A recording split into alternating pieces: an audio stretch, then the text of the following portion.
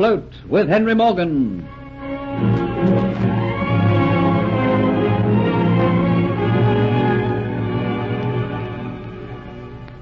Delores feels that her plans will succeed.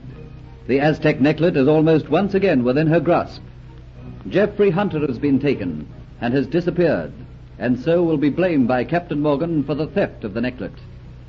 Delores is in possession of Morgan's plans and so can effect his capture. All she has to do is wait for the ship to arrive, which is to take her back to Cuba. But fate has been working against Delores. A Colonel Atterbury, who knows the real Antoinette de Lacy, has arrived in Jamaica, and after talking with Captain Morgan, they believe that the woman known as Antoinette is an impostor. So they return to await her homecoming. There they are discovered by Sir Thomas, to whom they tell all their suspicions.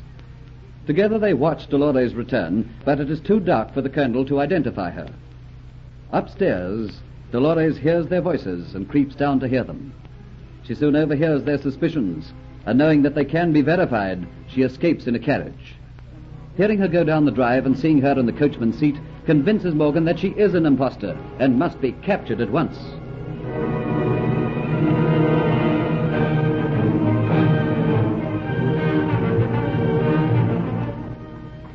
There's your proof, Sir Thomas. The woman on that carriage driving away like that. The whole thing has just gone entirely beyond me. She must have been listening outside the door, and she must have heard our voices and come downstairs to investigate. Well, she knows we're after her. That's why she's gone. Perhaps she isn't the Antoinette de Lacy I knew in England. She's a spy sent out by Spain. I wonder just how much she does know. Let's not waste any more time. She must be caught and brought back. 3 horses, Sir Thomas, and at once. We must set off in pursuit. I'll not return to my ship until that woman is found. But I'm in my night attire. I'm not ready. I'll go and order the horses. And while they're being saddled, you throw some clothes on, Sir Thomas. We've already wasted precious time. Quickly, Captain Morgan seizes hanging bell ropes and continues pulling them until slaves with sleep in their eyes make their appearance. Hastily demanding 3 of the fastest horses, Morgan and Colonel Atterbury follow the slaves to the stables. Morgan's oaths hasten sleep from their bodies, and with nimble fingers the horses are bridled and saddled as Sir Thomas makes his reappearance, still fumbling with obstinate buttons. Without a word, the 3 men swing up into the saddles, and the blood horses, sprightly and fresh, churn up the gravel beneath their hooves, splaying out sharp, stinging pebbles. Around the drive they swing and out onto the highway. The equipage is a long way out of sight, but their horses are fresh, unimpeded by a carriage. The sky in the east changes from grey to yellow, and dawn gazes with amazement on this astonishing scene. The horse's nostrils become distended as it tries to outpace the other as it is urged on by its rider. Flecks of foam form around their mouths. Their bodies stretch and their muscles strain. Down the road, around the curve, still an empty highway lies ahead. Lighter grows the sky. Slaves out working from the first streak of daylight pause to watch the maddened horseman. Around another bend, still an empty highway, and a fork in the road. Reins are pulled hard against mouths. The pace was checked. Snorting, panting, stamping, the horses are pulled to a standstill.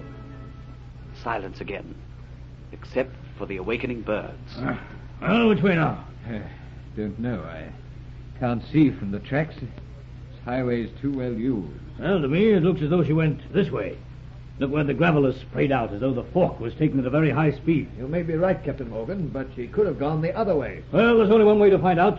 You take one road and I'll take the other. And I'd better go back home. There's little use my coming with you. I can get things moving from Government House. I'll call the militia out.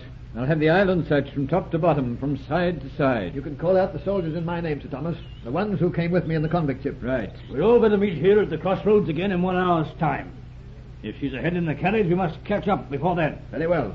The 3 of us meet here at the crossroads in 1 hour's time. The bit bites deeply into the horse's mouth as Captain Morgan savagely pulls his head round. Startled, the beast rears on its hind legs, momentarily pawing the air. Then, feeling the urgency of its rider's haste, bounds with the speed of a sped arrow. The mad, urgent race is on again. Over the crest of rises, down the dips and the roads, on and on, forever urging greater speed. Around another curve, still an empty road. Can it be that Colonel Atterbury is following the right trail? The road turns to a sharp incline. If Captain Morgan is right, the carriage can't be far ahead. Feeling the uphill grade beneath its hooves, the horse begins to labor. Making a break in the rhythm of its gallop, carefully Morgan nurses his mount. The crest of the hill is reached. The laboring horse readily responds to Morgan's restraining hand and comes to a halt. Eagerly, Captain Morgan scans downhill, and his quick eyes catches a moving object, the carriage down below. The chase's end in sight. Digging his heels into the beast's flanks, the horse, refreshed by the brief respite, hardly lets its hooves touch the ground. Careless of any danger, horse and man speed onwards. Level ground is reached. The carriage sways on ahead. Slowly, ever so slowly, the distance between them lessens. But horseflesh is tiring. With the end so near, Captain Morgan spurs it on. Nearer, nearer. The air is filled with carriage wheels and galloping hooves. Nearer, nearer. The rear of the carriage is overtaken. Nearer, nearer. Riding alongside. Nearer, nearer. Level with the coachman's seat. But the coachman's seat is empty. Captain Morgan is chasing an empty runaway carriage. Gently edges nearer the other horse's head. Pace for pace, the two horses gallop together. Morgan reaches for the other horse's reins. Both horses, tired, are willing to be brought to a standstill. So, the witch has beaten us. Left the carriage to go careering on. Leaving the horse and carriage at the roadside, Captain Morgan remounts and returns eventually to the fork in the road. He is late. The others are already awaiting him. Well, Morgan, you'll return empty-handed just like I did. I saw no sign of her. Neither did I. But I found the carriage. You did? Where? It's some miles along the road. Sir Thomas, you've got to send some of your slaves out there to pick it up. The poor horse is worn to a frazzle. He won't go far. And the girl masquerading as Antoinette, what of her? She's been far too smart for us, Sir Thomas. She was not in the carriage. Not in it? Why, what do you mean, Captain Morgan? Where is she? That I don't know, Colonel Atterbury. This woman must have realized that the chase would not be far behind her, and that our horses would be fresher and would soon outpace her carriage. So, having got what she considered a safe distance between herself and us, she no doubt pulled her carriage up and then dismounted. She must then have whipped the horse into a gallop and sent it careering along the road on its own. Then where do we start to look? Where do you think she could be hiding? By now, Sir Thomas, she could be anywhere. Well, Morgan, she won't get very far because I have aroused the militia. I also called out all Colonel Atterbury's troops aboard the convict ship. She won't be able to escape us. The soldiers will find her before long and bring her back. Have no fear of that. I wish I had your confidence. But don't you see, Captain Morgan, Jamaica is an island. She can't possibly get off it. How do we know? How do we know what arrangements she might have made in preparation for such a circumstance? She's a clever woman. And I somehow think, Colonel Atterbury, that we've been completely outwitted by a woman. But I've called out the troops. She can't have got very far. She can't yet have got into the wilderness to hide. The soldiers will recapture her, you see, Morgan. No, Sir Thomas. This woman has been far too smart for us ever since the very beginning. I somehow feel that she has made preparations for such an occurrence. But how could she? No, Morgan, I think you're making a mistake. She is in flight trusting to luck. I don't think she's the kind of person who would leave things to luck.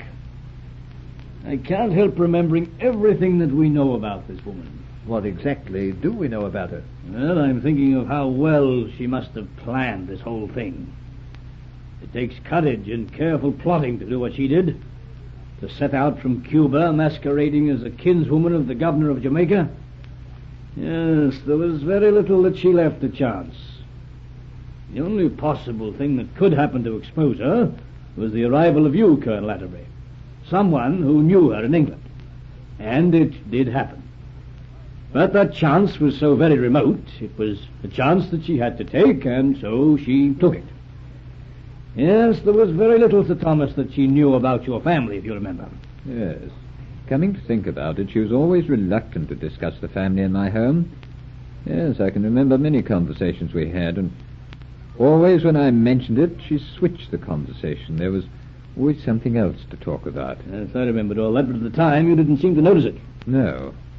No, it's only by comparing those times to what we know now that I realize. Yes, and then there was the brazen way in which she blamed you, Sir Thomas, at the time that I found her in my cabin.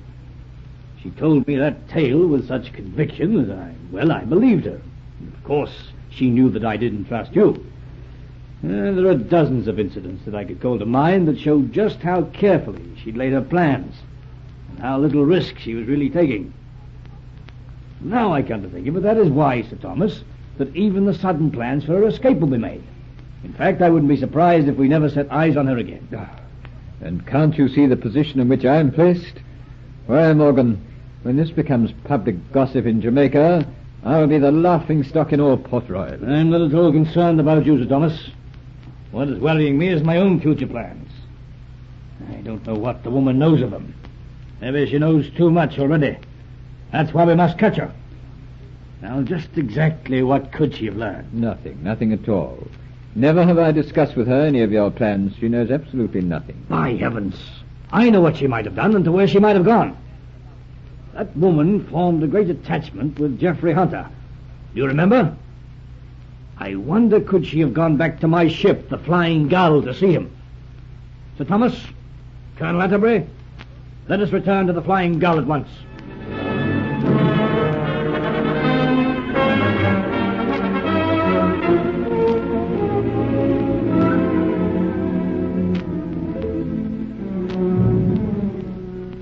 But there is a surprise awaiting Captain Morgan when he returns to his ship, the Flying Gull. There is a dead man in his cabin. The famous Aztec necklet has been stolen, and Geoffrey Hunter is missing. And what of Kitty? It is long past dawn. Has Diaz got her and the Aztec necklet? Make sure you hear the next episode of Afloat with Henry Morgan.